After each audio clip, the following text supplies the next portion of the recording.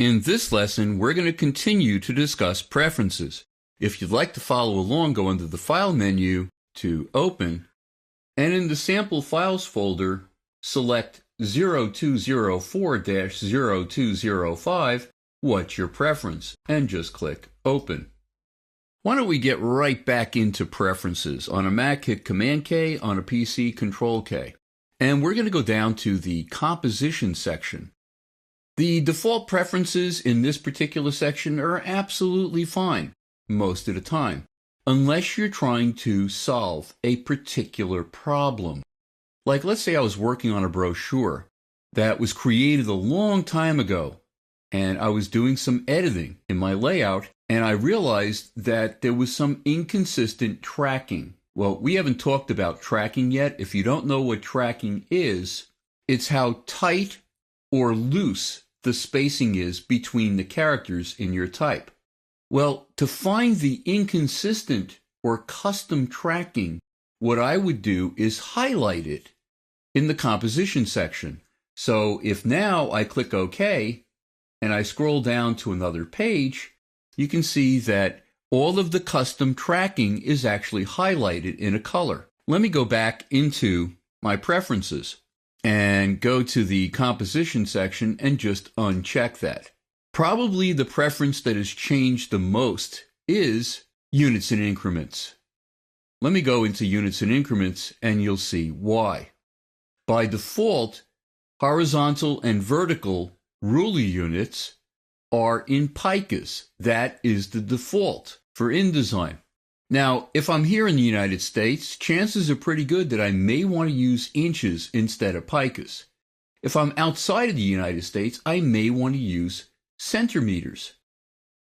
If I wanted these to be my default settings in my preferences, I would close all documents, go into Preferences, to Units and Increments, and change it to the ruler units that I want to use for both horizontal and vertical rulers. Then, when I open any new documents, they'll always be using inches. Let's go to the next section, which is grids. Not much here that I normally would want to change.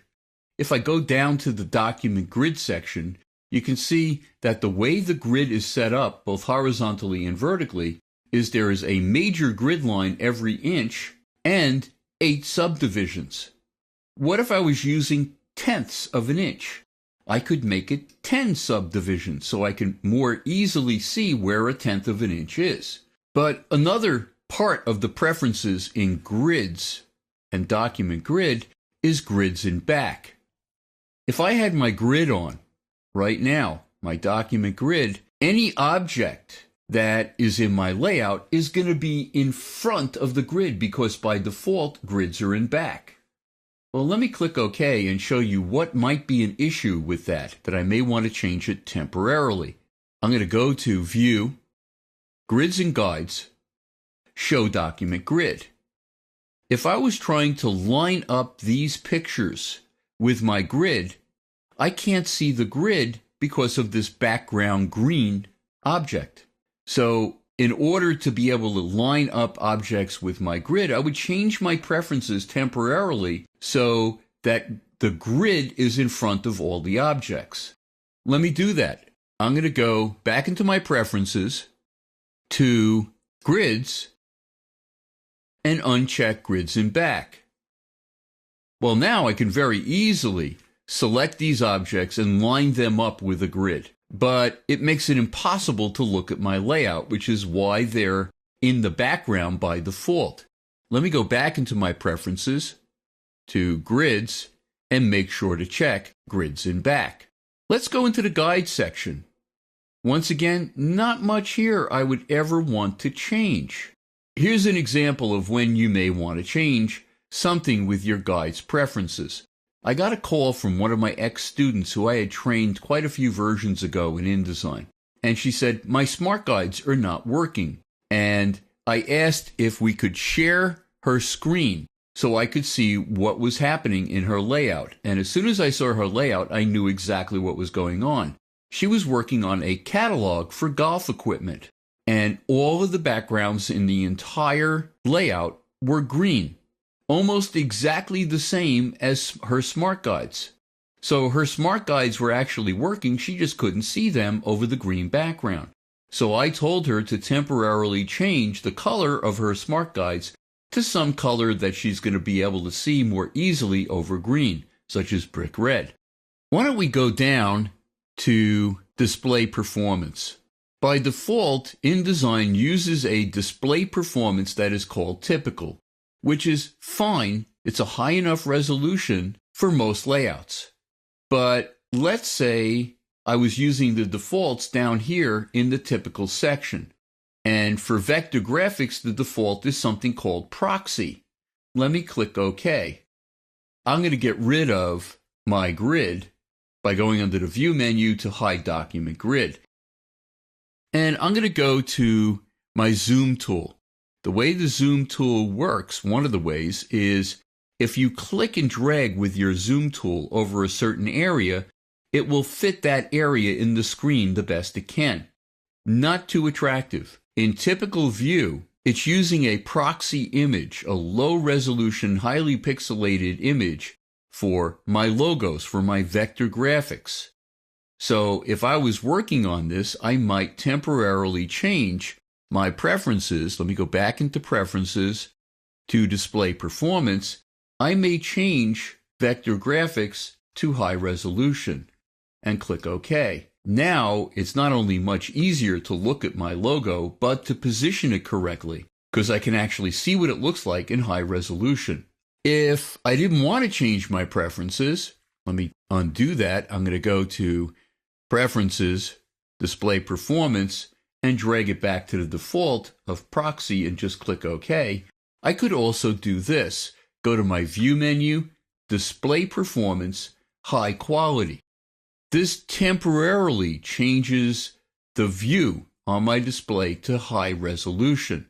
Now, another reason why you may think twice before changing your default preferences so that vector graphics are in high resolution, if you are using some very complex vector graphics in your layout, such as an illustration with lots and lots of effects, it could take forever to preview on your screen.